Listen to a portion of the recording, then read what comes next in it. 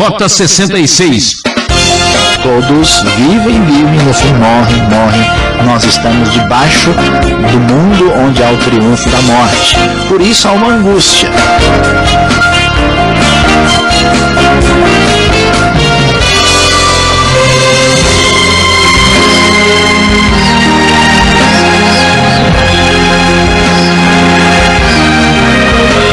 É nada de tristeza e angústia. Aqui é o Beltrão Vivinho da Silva anunciando mais um programa Rota 66. Hoje a nossa viagem é através do túnel do tempo. O pastor Luiz Saião vai mostrar qual é a importância daquelas listas de nomes que encontramos na Bíblia, as genealogias. Estamos no começo da série de estudos no livro de Gênesis, capítulo 5. Se você está se sentindo perdido no tempo e no espaço, achando que Deus está longe e sem tempo para você, venha descobrir que o Deus da Bíblia intervém na história humana. Vamos juntos para mais essa emocionante aventura bíblica no Rota 66. Capítulo 5 do livro de Gênesis. Hoje nós vamos estudar sobre o túnel do tempo. Nós vamos encontrar no capítulo 5 a genealogia a partir da descendência de Adão, passando por seu filho Sete.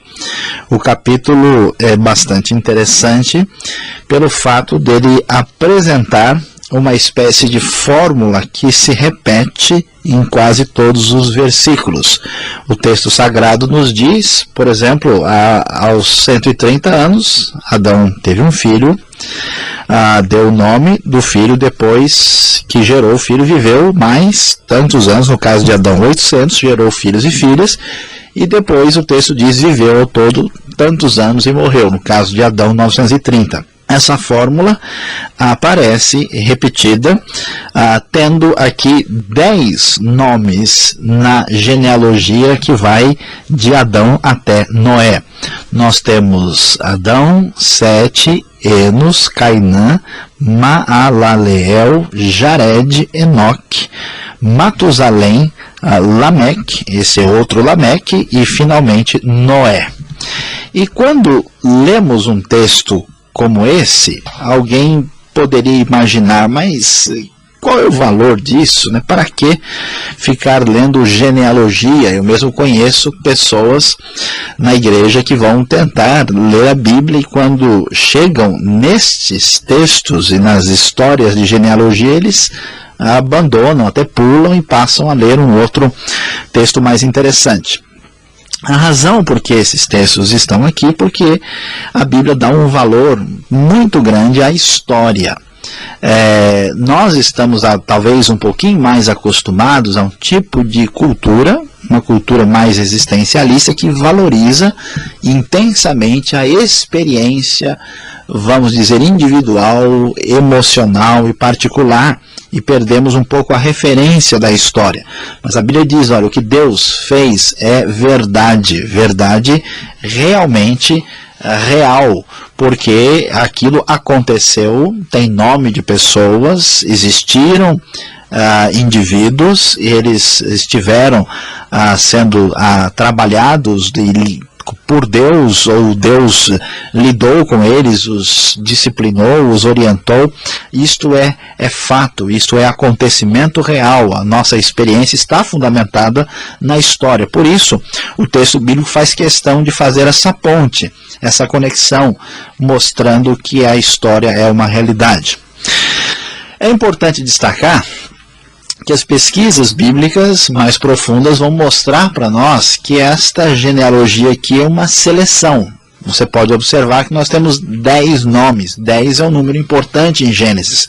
Quando nós lemos que alguém gerou a outra pessoa, Sete gerou Enos, essa palavra gerou pode significar que ele foi o ancestral, que ele foi talvez o avô ou tataravô.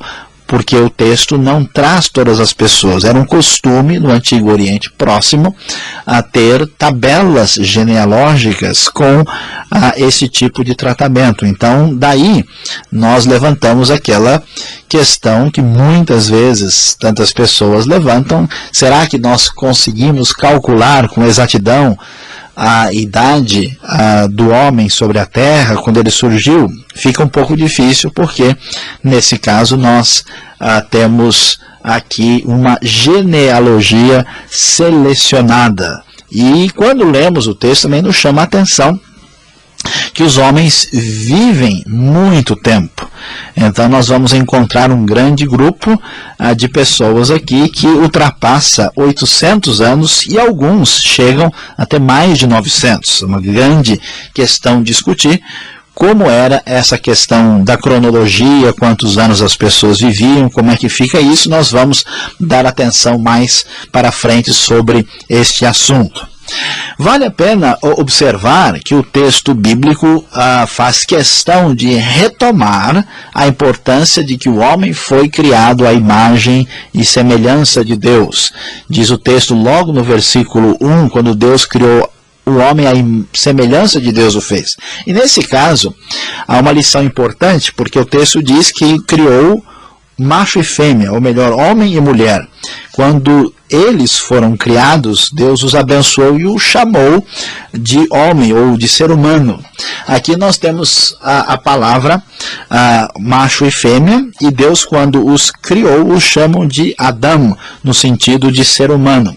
E o importante aqui é observar que a imagem de Deus está presente tanto no homem como na mulher, o que era algo muito, vamos dizer, além do que se imaginava no Antigo Oriente Próximo, especialmente no mundo das civilizações dos semitas. Historicamente, homem e mulher sempre estiveram numa relação, às vezes, de distanciamento e de ruptura. Nós temos aí os desvios do feminismo e do machismo, e aqui os dois são vistos como igualmente dignos, sendo criados por Deus e tendo a imagem de Deus. E quando vamos para frente no texto, nós vamos perceber alguns tópicos que chamam a nossa atenção de maneira especial. O primeiro é Enoque. É interessante que Enoque, ele é a pessoa sétima na genealogia de Adão por meio de Sete. Da mesma forma como Lameque foi o sétimo de Caim, Enoque é o sétimo aqui na genealogia através de Sete. E é surpreendente observar que ele é a pessoa destacada. Em vez do texto dizer que ele viveu tantos anos, diz que ele andou com Deus, que ele teve tal comunhão com Deus, que chegou num clímax, num ápice extraordinário, que a sua experiência foi diferente. Por fato de ter andado tanto com Deus, de ter desfrutado desta comunhão extraordinária, Deus o levou para si numa espécie de arrebatamento.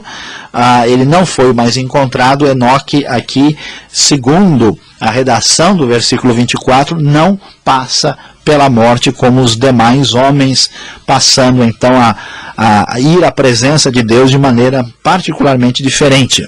Isso nos mostra que a conclusão de uma genealogia marcada pela dependência de Deus, ela é extraordinariamente abençoada por Deus, mostrando a oposição ao que aconteceu com Lameque. E nós vamos perceber outro fator assim que chama a nossa atenção no texto, é o fato de Matusalém, que é filho de Enoque, que andou com Deus, aparecer na Bíblia como a pessoa que mais viveu na história, chegando a 969 anos. Não há nenhum registro nas Escrituras de alguém que pudesse ter vivido mais do que o próprio Matusalém. E finalmente, nós vamos perceber que o texto nos assusta. Nos assusta porque ele termina quase todos os versículos com a frase "e morreu", "e morreu", "e morreu". Isso é repetido em quase todos os versículos que aparecem aí, desde o versículo 1 até versículo 32. E o que significa isso? o texto quer nos dizer que a morte tinha alcançado o seu triunfo, que o homem distanciado de Deus, o homem que deu espaço para o pecado, o homem que ouviu inicialmente aquela palavra, certamente morrerás, Deus está dizendo claramente que esta realidade é fato definido na história humana. Todos vivem, no fim morrem. Nós estamos debaixo do mundo onde há o triunfo da morte. Por isso há uma angústia, por isso há um desejo de que essa história, que é uma história cronológica, também se torne uma história de redenção, uma história de salvação, uma história que venha ser alcançada pela graça divina de uma maneira especial. Aí surge no fim do túnel, nesse túnel do tempo, no fim do túnel sempre há uma luz. E essa luz é uma luz de esperança. Por isso, quando nasce o último, que é Noé, o texto nos diz no versículo 29 que foi-lhe dado o nome de Noé, que significa consolo, conforto, porque ele nos aliviará do nosso trabalho e dos sofrimentos de nossas mãos causados pela terra que o Senhor amaldiçoou. Então, nós vamos ter aqui uma esperança, uma promessa de esperança que o futuro tem coisas boas pela frente, porque Deus certamente mantém a sua bondade e a sua graça para com todos aqueles que o buscam e estão em relação histórica com ele. E aí o texto termina, então, dizendo que Noé havia nascido e tinha 3 filhos, Sem, Cão e Jafé, preparando o ambiente do livro de Gênesis para capítulo 6, quando nós teremos a apresentação da famosa e tão conhecida história do dilúvio que traz julgamento sobre a terra.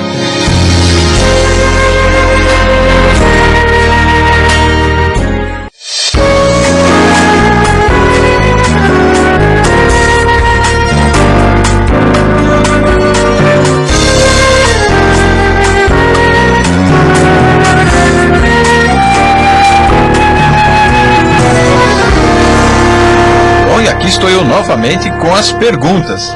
E sua, talvez, que está acompanhando o Rota 66, está doido para fazer aquelas perguntinhas, né? E esse texto está recheado. Primeiro eu quero perguntar para o Luiz Saião. Para que tantos nomes? Parece uma lista telefônica. E olha que não é só esse aqui, hein, Saião? Como é que a gente tem que ler mesmo todos esses nomes? Tem que decorar tudo isso?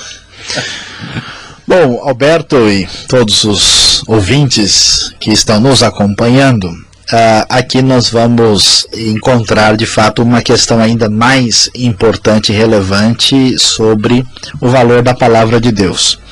Eu acho que nós podemos comparar isso com uma espécie de refeição, de prato. Pega uma criança, por exemplo, e diz para ele que a criança deve comer couve, ele deve comer um pouco de tomate, né? É muito provável que ele vai escolher, não, eu quero o leite condensado, eu só quero o filé de frango, né? Eu não quero comer isso e aquilo. Então, quando a gente vai ler a Bíblia, muitas vezes a nossa orientação é essa, né? Ela é imediatista, assim, olha, eu quero texto que me faça sentir bem agora e de imediato. Então, quando alguém chega numa lista de nomes, de uma genealogia, a pessoa diz, eu não vou achar nada aqui, mas aí que está o grande erro. Normalmente não acha nem gente famosa, né? Aí desiste de vez. Pois é, não é bem assim. Se nós entendermos o propósito da genealogia, da lista, entendermos a lógica dela no contexto do livro onde está inserida, e nós vamos encontrar muita coisa para nos ensinar. Vamos lembrar, por exemplo, que o texto está sendo escrito para revelar o que aconteceu na história.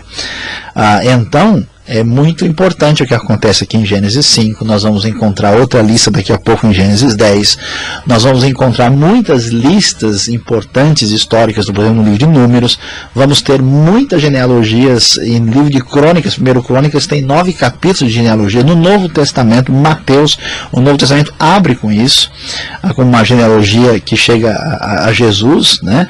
A mesma coisa acontece com Lucas, portanto, isso tem muito valor. Eu acho que a questão fundamental é revelar aqui, primeiro, que Deus que é o Deus transcendente, que é o Deus que está acima da nossa realidade, de fato invadiu a história e agiu na vida de pessoas específicas particularmente. Deus não é um Deus de generalidade, de abstrações, ele se importa com gente, né, com pessoas. Essas pessoas têm nome, elas viveram, elas têm referência histórica, como dizia o grande estudioso Oscar Cullmann, Deus se revela na história. Então quer dizer que a genealogia, ela dá consistência histórica de um livro histórico, a Bíblia. Sim, ela é um álbum de fotografia. Nós vamos virando as páginas e vemos as fotos, só que temos os nomes, né, e o significado dessas fotos na história. E a grande questão é que esse álbum de fotografia não só marca a história, mas é a história da redenção, a história da salvação, o grande link, o grande vínculo das genealogias, no final das contas, vai ser com o Novo Testamento, porque ela mostra como o pecado veio, como o pecado, de certa forma, triunfou, e como Deus preparou a sua redenção através da história, culminando na bendita pessoa de nosso Senhor Jesus Cristo. Então essa lista de nome tem tudo a ver com Jesus. Exatamente. Então, não pule a próxima lista, leia e leia com atenção. Só acho que a gente não deve tentar escolher nome de filhos, de amigos aí, a partir da genealogia. Nem sempre isso dá certo. É verdade.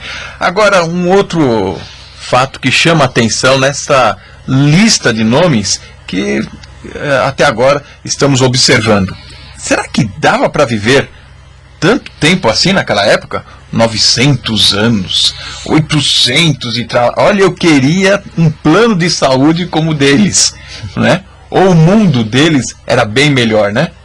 Não existia nenhuma carne contaminada, não existia nenhum pão com bromato, então dava para viver melhor. Qual o segredo de viver tanto tempo, hein, professor? Talvez a carne nem tivesse febre aftosa, nenhum problema desse tipo, né? Mas veja bem. Nem um frango, né? Veja bem. Na verdade, o problema ainda é mais complicado. Quando nós olhamos os diversos manuscritos antigos da Bíblia, nós vamos ver ainda diferenças maiores entre esses números. E nós já mencionamos que essas genealogias são selecionadas. Nós não temos todo mundo aqui. A intenção era apresentar a lista das pessoas que estavam sendo consideradas conforme o costume da antiguidade. Nós não temos certeza do valor exato desses números. Para a gente ter uma ideia como a possibilidade é grande desses números não serem tão literais assim, é que descobriram, por exemplo, na Suméria, na Babilônia, uma lista de reis, parecidíssima com a lista da genealogia de Gênesis. E lá nós encontramos reis que viveram 20 mil anos, 30 mil anos, o pessoal tinha uma saúde, né, impressionante. De ferro. E nós entendemos, como era um gênero na antiguidade, falar de reis aumentando plenamente tudo que eles foram, que eles fizeram, como uma maneira de elogiar. Assim como a gente diz, estou esperando você um século hoje, isso não significa 100 anos, havia esse costume lá.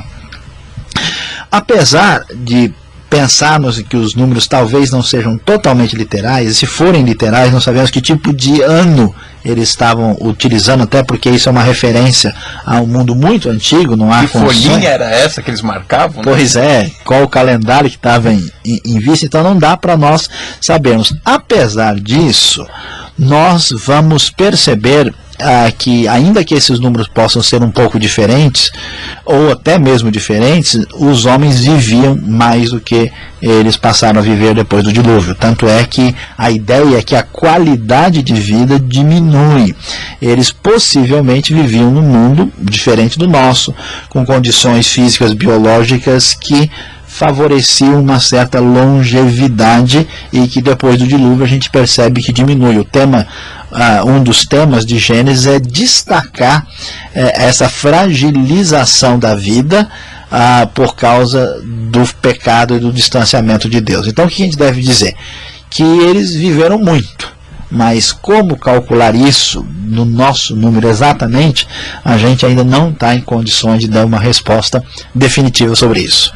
Pressão e atmosfera aí faziam a diferença naquela época, antes do dilúvio, né? Podemos dizer assim, né? Existe uma possibilidade. Agora, Enoque viveu aí 365 anos e outros 900. Há quem diga que são números simbólicos ou códigos para entendermos alguma coisa. Aí é uma pista? Pois é, Nós não sabemos, e é interessante que uma boa parte do pessoal, quando morre com múltiplo de 0 ou de 5, múltiplo de 5 sempre, né, com poucas exceções, inclusive o Enoque com 365. Alguns indicam isso, mas não foi decifrado o suposto código, então nós ficamos aqui ainda aguardando possível luz maior sobre isso. Não dá, isso deve ser classificado como especulação. Então quer dizer que quando eu tiver com minha idade em múltiplo de 5, eu tenho que me cuidar mais, né? Quem sabe? Agora uma outra pergunta, talvez mais curiosa e fantasiosa. Aonde foi parar Enoque? Que história é essa dele ser trasladado? E outra, ele não deveria morrer também? Todo ser humano... É verdade, né? A Bíblia diz que a morte passou a todos os homens. Nós vemos que aos homens está ordenado morrerem uma vez. E no caso de Enoque, ele saiu dessa circunstância normal, uma exceção, aparentemente semelhante ao que acontece com Elias. Por isso que muitas pessoas que gostam de estudar o final dos tempos sugerem que talvez Enoque e Elias venham a aparecer no cenário final para finalmente morrerem. Nós não sabemos para onde ele foi. Ele foi para a presença de Deus, em que nível de presença de Deus. Toda essa escatologia particular e individual permanece misteriosa, mas fica claro que ele não morreu e que existe essa possibilidade dele, no desfecho da história humana, estar presente no contexto apocalíptico. É uma inveja santa, né? Pois é, uma coisa surpreendente e especial. Embora esse aí não vai ter a sua lápide, né? Aqui jaz. Esse, de fato, não vamos encontrar. Para terminar, então, o nosso assunto de Gênesis capítulo 5, dá para destacar, então, o contraste da genealogia de Sete com a de Caim, que veio um capítulo antes? Sim, o texto apresenta as duas genealogias lado a lado, e nós vamos observar que a genealogia de Caim é uma genealogia humana, marcada por essa autonomia, distanciamento de Deus e com maldição, castigo e sofrimento tremendo, e na verdade essa genealogia não vai sobreviver depois do dilúvio. Por outro lado, Sete é uma genealogia marcada pela ação de Deus e pela dependência divina. É uma genealogia muito mais abençoada e que termina com um projeto de esperança no futuro e que Deus iria agir através da história. A geração de Caim tinha visibilidade, tinha aparentemente mais poder, mais força, mas rompeu com o mais importante, com Deus. Isso é importante para nós hoje, porque às vezes quem está interessado em servir a Deus fica desanimado. Ele vê um mundo de deslumbres, ele vê um mundo de coisas extraordinárias e de manifestações maravilhosas, de poder, de força, né, de glória, e pensa, puxa, mas os cristãos verdadeiros muitas vezes estão fora desse cenário tão glorioso. Mas a Bíblia diz, olha, a relação com Deus é fundamental. Jamais imagine que você pode comprometer esse relacionamento com Deus por causa dos aspectos caimíticos, né, do mundo de hoje. Então, aí nós vemos esse contraste forte. A geração de Caim vai embora e a geração de Sete permanece. Assim como os grandes nações poderosas do passado, Babilônia, Egito, Assíria, desapareceram, e o povo de Israel foi preservado com seu testemunho através da história. Bom, obrigado, Sayão. Estou satisfeito por enquanto. Vamos seguindo.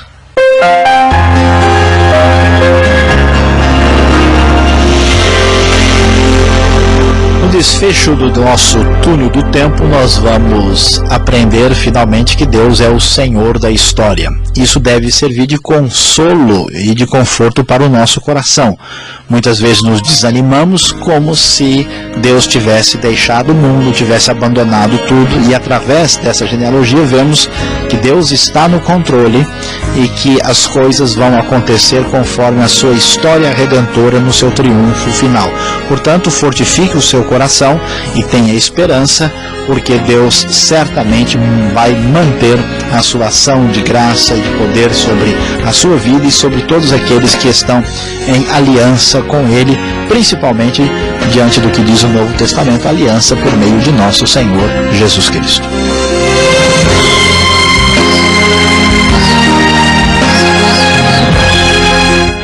o programa Rota 66 vai parando por aqui. Espero você no próximo programa, nesta mesma emissora e horário. Contamos com a sua audiência. Fique com a paz de Cristo e até lá.